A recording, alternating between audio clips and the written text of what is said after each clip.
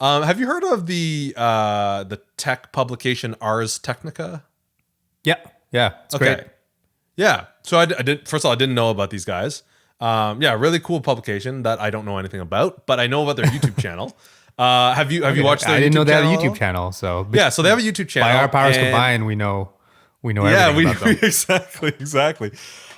So they have a bunch of videos, bunch of kind of mini documentaries that they've done. But the one I've been watching recently, and I've only watched one video, but I'm very curious to watch other videos of this. Um, is it's a series called War Stories.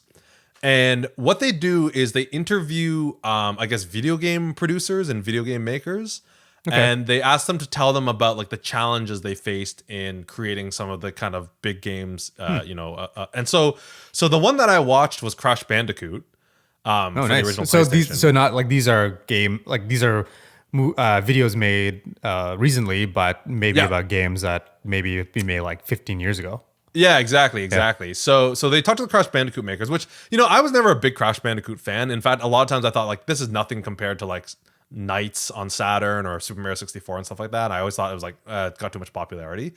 But actually, after hearing this guy's story, I was like, man, this is crazy. Like, so they like what's interesting is like this guy, the lead kind of I guess programmer on this, did a lot of hacking to make Crash Bandicoot work. Like he hacked the PlayStation basically. Like like the PlayStation only had 2 megabytes of RAM, and so Right. he like ended up hacking away to do virtual memory swaps and all this stuff like that.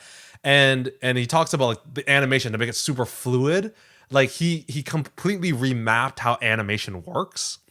And so Yeah. as a result, he actually has all these patents that came out of Crash Bandicoot, right? Like kind of Crash Bandicoot, I kind of pass off as a stupid kind of 3D platformer, but this guy was actually really genius to how they actually made Yeah. it. So yeah, it's War Stories, and there's a bunch of more. Like there's Cool. one on Myst. You remember that old video game Yeah. Myst?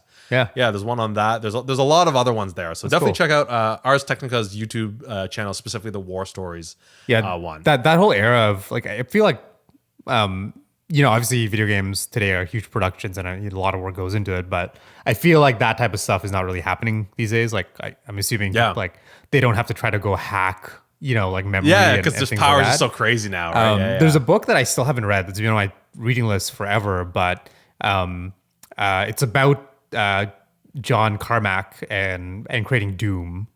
Okay. And so like, that was like one of the first Doom and then Quake, like, it Games was I think the game studio that John Carmack, he was the kind of person who created it and the lead programmer. But there's a crazy story that I think it's in this book, but basically it was either Doom or Quake, where same issue, like, there's back then there's a lot of limitations, right, in terms of graphics, and they had to like be creative and do things like that.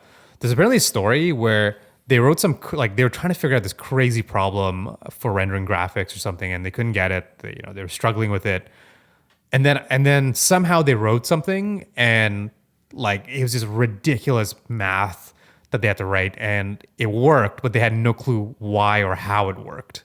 Okay. And they're just like, just ship it. And it wasn't until, I don't know, like sometime after that they understood. Like, so that's the story. crazy. I might be paraphrasing that incorrectly, but Yeah. yeah. And it's just like, like I feel like that type of stuff is so crazy because you look at it and it's like, oh, it's just like nowadays you look at it and it's like, oh, what's the big deal? Right. It's like, Yeah. like terrible graphics, but yeah. Yeah. And that's exactly the kinds of stories. At least this one episode that I Yeah. watched was about it. Right. It's just him like coming up with these new algorithms and mathematical equations and stuff like that.